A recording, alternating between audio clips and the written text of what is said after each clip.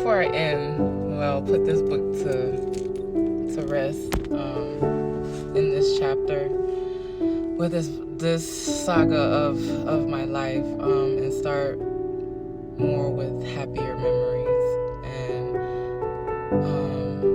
new beginnings.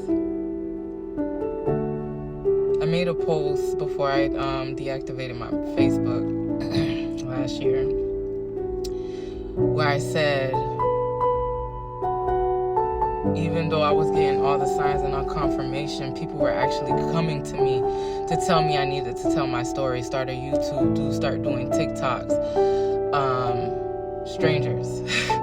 Not even people that I was friends with. I mean, it said, TT or whatever, but it was like people telling me that I still needed to do my story.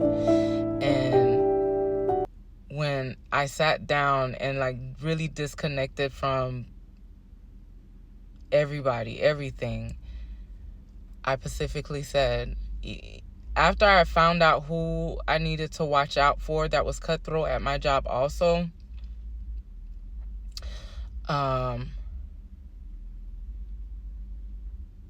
I made that decision, especially when I left. Like, he needed to show me that if I did this, and if I am correct, he needed to bless me with a job enough to, for me to support my family.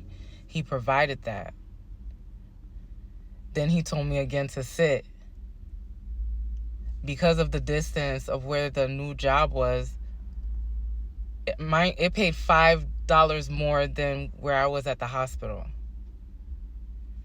Because of the distance, and then we only had one car. My kids kept missing school because my son would fall asleep by the time he went back home from dropping me off to the job, to the new job.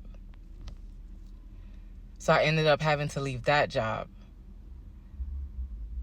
But then for 2 months straight, I was just, we was surviving on the $250 child support, and then my daughter's SSI check. Then for the third month to come, where from me putting in my 2 weeks at the hospital, which I wasn't aware of, that I had money in my 401k that's just been sitting there. It was over $5,000. That money helped me catch up with my mortgage, my light bill, I was caught up. Then for 2 months later, for me to get a job at another place, which ended up to be shady to me.